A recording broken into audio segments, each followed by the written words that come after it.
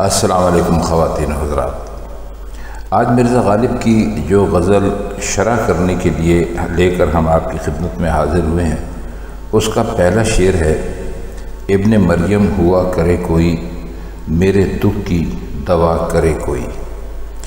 ابن مریم تو آپ جانتے ہیں کہ حضرت عیسیٰ علیہ السلام کو کہتے ہیں، کیونکہ ان کے لیے یہ جانا جاتا ہے کہ وہ بغیر باپ کے پیدا ہوئے تھے، تو مریم کے بیٹے تھے، تو اس لیے اور ان کے بارے میں یہ ہے کہ ان کے دعا سے یا ان کے ہاتھ لگانے سے جو بیمار ہوتے تھے وہ اچھے ہو جاتے تھے، حتیٰ کہ مردہ تک زندہ ہو جاتے تھے۔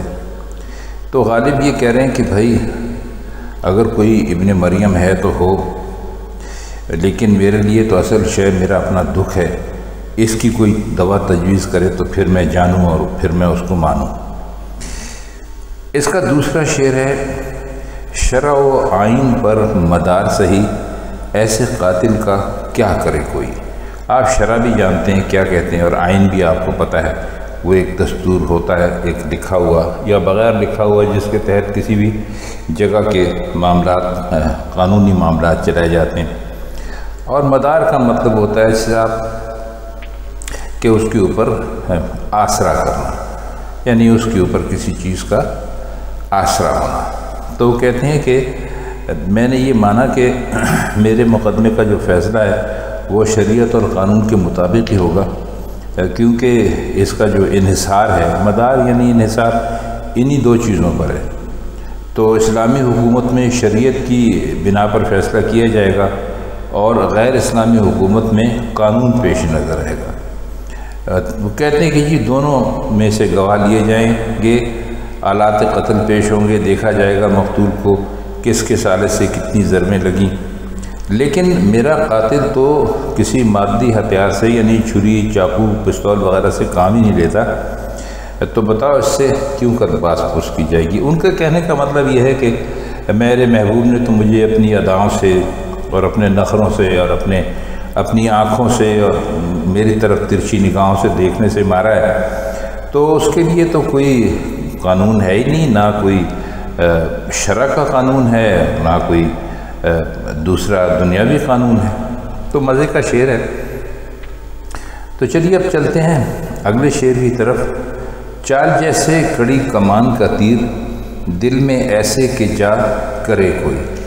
کڑی کمان کہتے ہیں جو کمان بہت سخت ہوتی ہے، اور سخت ہونے کے باعث بہت زور لگا کر کھینچتے ہیں، اور جب بہت زور لگا کر کھینچتے ہیں تو اس کا تیر جو ہے وہ بہت تیزی سے بہت دور پہنچ جاتا ہے۔ تو کیا یہ ہے کہ میرے محبوب کی چال ایسی ہے جیسے کڑی کمان کا تیر۔ اب ایسے محبوب کے دل میں جگہ پیدا کرنا بڑا مشکل کام ہے، اس میں کوئی کامیاب ہو تو پھر ہم بھی دیکھیں۔ اگلا شعر ہے اس کا کہ بات پر وہاں زبان کٹتی ہے، وہ کہیں اور سنا کرے کوئی۔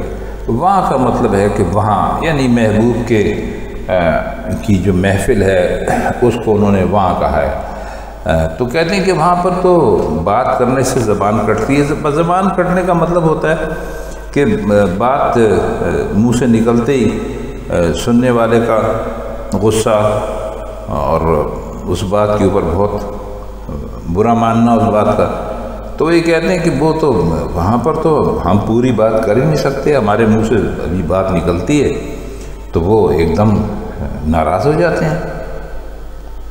تو اس کے علاوہ تو کوئی چارہ ہی نہیں ہے کہ ہم ہونٹ کھولتے ہیں اور وہ ناراض ہو جاتے ہیں، تو ہماری تو وہاں بولتے ہی جان نکلتی ہے، اور ہم تو اپنی عافیت اسی میں سمجھتے ہیں کہ وہ جو کچھ کہیں بس ہم چپ چاپ سنتے رہیں، وہ گالیاں بھی ہیں تو بھی ہم کچھ نہ بولیں۔ آئیے اب اس کا اگلا شعر دیکھتے ہیں۔ نہ سنو، معذرت چاہتا ہوں، بک رہا ہوں جنوں میں کیا کیا کچھ نہ سمجھے خدا کرے کوئی۔ جنوں تو آپ جانتے ہیں کسے کہتے ہیں، پاگل پن کو کہتے ہیں، اور بکنا منہ سے بس اول فول باتوں کا نکلنا۔ تو یہ کہہ رہے ہیں کہ میں کچھ نہیں کہہ سکتا کہ میں پاگل پن کی حالت میں ہوں، میرے منہ سے کیا نکل رہا ہے۔ تو سلیقے کی یا مناسب بات تو اس حال میں جبکہ میں عشق میں بالکل تباہ اور بات ہو چکا ہوں، میرے لیے کرنا ممکن ہی نہیں ہے۔ تو بس میں یہ دعا کہہ رہا ہوں کہ اللہ میاں جو کچھ میں کہہ رہا ہوں یہ بہت بے تکا ہے، یہ کسی کی سمجھ میں نہ آئے تو بہت اچھا ہے۔ اس کا اگلا شعر ہے، نہ سنو گر برا کہے کوئی، نہ کہو گر برا کرے کوئی۔ اس میں کوئی خاص مشکل الفاظ تو ہیں نہیں جس کے ہم آپ کے لیے معنی کریں، تو اس کا مطلب یہ دیتے ہیں کہ وہ کہتے ہیں کہ اگر کوئی برا کہے تو اس کی بات پر کان دھرنے کی ضرورت نہیں، اگر سنو گے تو دل جو ہے وہ تمہارا خراب ہوگا اور اچھا محسوس نہیں کرو گے اور جواب دینے کی آزمائش میں مبتلا ہو جاؤ گے۔ تو اور اگر کسی سے کوئی برائی سرزد ہو بھی جائے تو اسے جتاؤ نہیں، جتانے سے بھی یہی حال ہوگا، تو ممکن ہے کہ ضد میں آ کر وہ اس برائی کے لیے اور زیادہ اس پر آمادہ ہو جائے۔ تو اگر کوئی شخص غلط راستے پر چلے تو اسے روک لو، اور اگر کسی شخص سے کوئی غلطی ہو جائے تو اسے معاف کر دو۔ اب اگلا شعر ہے کہ کون ہے جو نہیں ہے حاجت مند، کس کی حاجت روا کرے کوئی۔ حاجت کہتے ہیں ضرورت کو، اور روا کہتے ہیں پورا کر دینے کو، دور کر دینے کو۔ تو وہ کہتے ہیں کہ بھائی سلسلہ یہ ہے کہ کون ہے دنیا میں جس کو کسی چیز کی ضرورت نہیں ہے، یعنی باہر کا خواہش کے لیے انہوں نے کہا کہ کس کو خواہش نہیں ہے، اور کس کی حاجت روا کرے کوئی۔ تو وہ کہتے ہیں کہ بھائی ایک انسان کے بس کی تو بات ہی نہیں ہے کہ وہ ساری دنیا کی خواہشات کو پورا کرتے رہے، تو اس لیے کہ جس آدمی کو بھی دیکھو وہ کوئی نہ کوئی خواہش لیے گھوم رہا ہے۔ اب اگلا شعر ہے کہ کیا کہا خضر نے سکندر سے، اب کسے رہنما کرے کوئی۔ معافی چاہتا ہوں خواتین حضرات، اصل میں جہاں پر میں بیٹھ کر یہ کام کر رہا ہوں آج ہمارے یہاں بجلی کا بہت مسئلہ ہے، اس پر صحیح روشنی پڑ نہیں رہی ہے اس تحریر کے اوپر۔ تو کیا کیا خضر نے سکندر سے، اور اب کسے رہنما کرے کوئی۔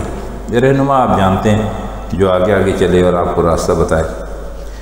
تو اس کے پیچھے ایک واقعہ ہے جس کے بارے میں کوئی تاریخ کے مطابق کہا نہیں جا سکتا کہ یہ سچا واقعہ ہے کہ سکندر نے حضرت خضر سے کہا کہ مجھے آب حیات کے چشمے تک لے چلیں، یعنی وہ آب حیات کا چشمہ جس کے بارے میں ایک مشہور ہے کہ اس کو کوئی پانی پی لے تو ہمیشہ زندہ رہتا ہے۔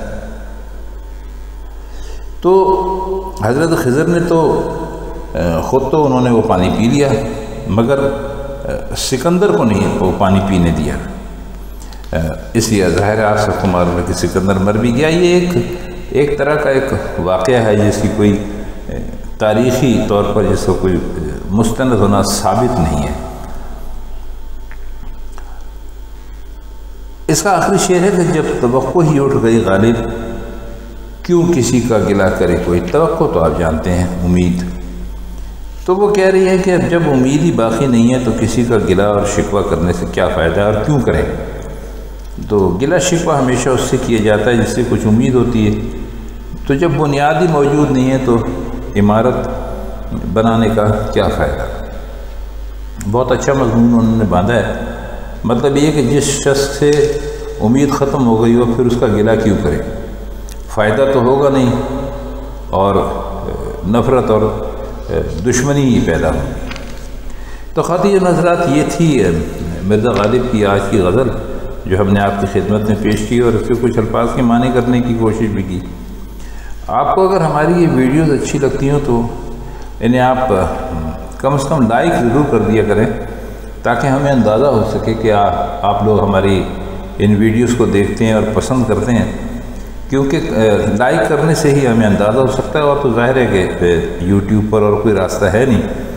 لیکن ہم نے دیکھا ہے کہ ہمارے اکثر احباب، اکثر دوست غزلیں دیکھتے ہیں، اس کے معنی دیکھتے ہیں، سنتے ہیں، اس سے سیکھتے ہیں، لیکن وہ اس کو لائک کرنے کا تکلف بھی نہیں کرتے اور آگے روانہ ہو جاتے ہیں۔ تو ظاہر ہے کہ ہم اس میں آپ سے کوئی مالی فائدہ تو لے نہیں رہے ہیں، اور نہ ہمیں یوٹیوب سے اس سے بہت بڑے کسی مالی فائدے کی امید ہے۔ یہ تو ہم ایک کام کر رہے ہیں اس لیے کہ ہم چاہتے ہیں کہ مرزا غالب کا کلام لوگوں تک پہنچے، لیکن یہ جاننا کم از کم ہمارا حق ہے کہ ہماری ان ویڈیوز کو کتنے لوگ دیکھتے ہیں اور اس شرح کو کتنے لوگ پسند کر رہے ہیں۔ تو آپ سے درخواست ہے کہ آپ کو اگر یہ ویڈیوز اچھی لگ رہی ہوں تو ہم آپ سے سبسکرپشن کی فرمائش نہیں کر رہے، آپ ان کو لائک کر دیا کریں تاکہ ہمیں اس بات کا علم ہو جائے کہ ہماری محنت جو ہے وہ اکارت نہیں جا رہی۔ تو پھر اب آپ سے اجازت چاہتے ہیں، انشاءاللہ اگلی کسی اور محفل میں مرزا کسی اور غزل کے ساتھ آپ کی خدمت میں پھر حاضر ہوں گے۔ تب تک کے لیے خدا حافظ۔